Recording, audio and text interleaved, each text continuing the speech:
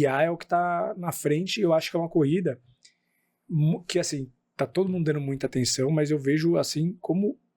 E as pequenas e médias empresas, quando eu vejo e converso, é o dono que usa ChatGPT e etc. Eu falo, cara, o cara tá perdendo um tempo do caramba, porque quem acelerar essa corrida, acelera, vai ter um crescimento à frente do concorrente surreal.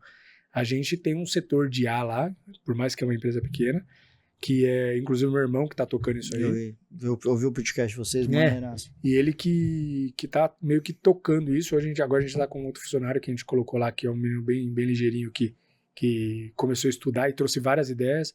Eu falei, que você não quer tocar o setor de IA? Mano, vamos automatizar todos esses processos.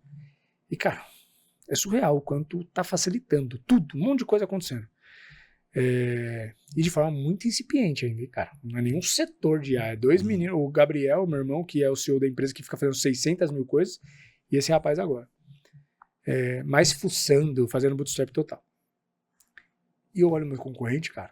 Às vezes eu falo com alguns amigos do mercado, falo, você tem o ChatGPT? Ah, já vi. Cara, o cara nem tá usando o gratuito. Então, cara, como que você vê o mercado daqui a pouco, né? Porque, querendo ou não, você tá conversando e atendendo essas grandes empresas que estão projetando 5 anos. Sim. Que é longo prazíssimo, né? 5 anos hoje em dia. Como que você vê esse processo aí? Me dá um overview de IA aí aplicado para negócio.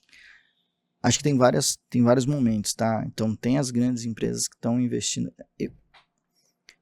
Eu acho que IA, no geral, assim, tem um subconjunto muito pequeno de gente que está usando esse troço com toda a potência que ele tem. Até porque é caro, tá? Então, a gente precisa entender isso. Você usar IA para resolver problemas grandes, complexos, ele é caro. Então, tem empresas fazendo experimentações com pequenas coisas e tendo muito resultado nisso, até para comprovar mesmo o resultado.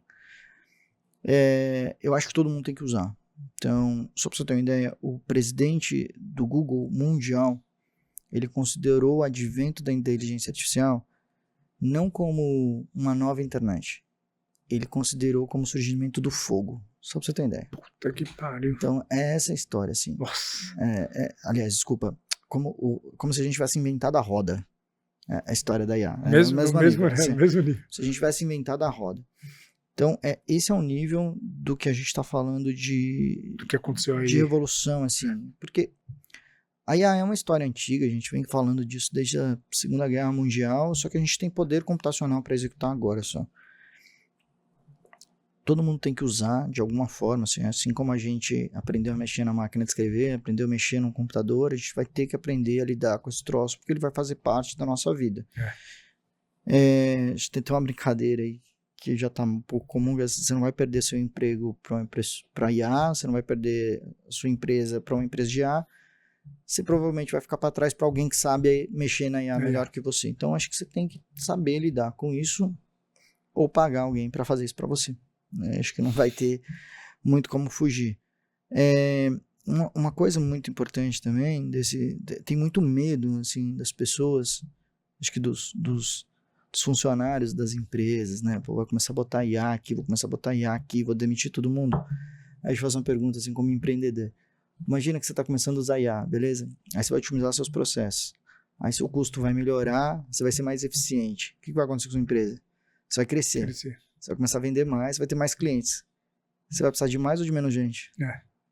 A conta é básica. Algumas pessoas lá, para você ter ideia, vieram falar, pô, mas você está automatizando os processos? Eu falei, fica tranquilo.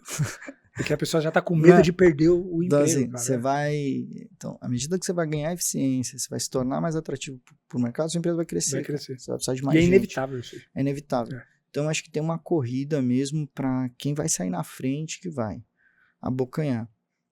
Tem uma capacidade de ganho de eficiência absurdo em tarefas muito simples, que a gente do dia a dia hoje às vezes se perde. Então, cara, desde você responder um e-mail, você escrever um documento básico, você criar uma apresentação para o seu time de vendas, conseguir lidar com isso. Então, acho que as pessoas têm que ser educadas mesmo no dia a dia, lidar porque com essas muitas vezes eu me vejo, às vezes, fazendo coisa que eu poderia estar automatizando. E o ChatGPT tá na minha tela. E eu falo, puta, cara, eu acredito que eu fiz isso. É isso. Porque a gente tem que se acostumar a usar a IA para tudo. E eu acho que não só se acostumar, assim, é a gente aprender a falar a língua da IA. Beleza?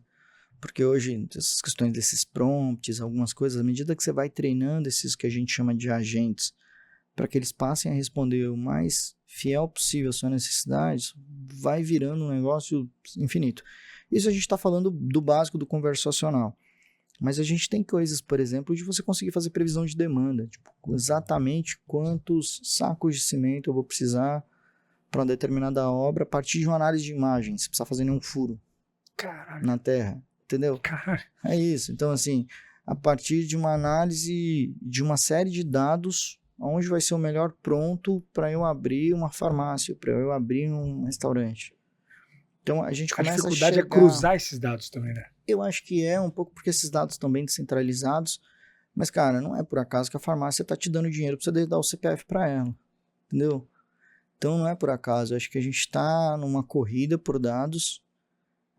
A gente tem uma área mais complexa ainda que essa da robotização, né? E a gente olha para a robotização, a gente imagina aqueles robôs, a gente imagina um caminhão autônomo é um robô. Então, a gente está caminhando para o transporte de carga, para o transporte de passageiros, para automatização.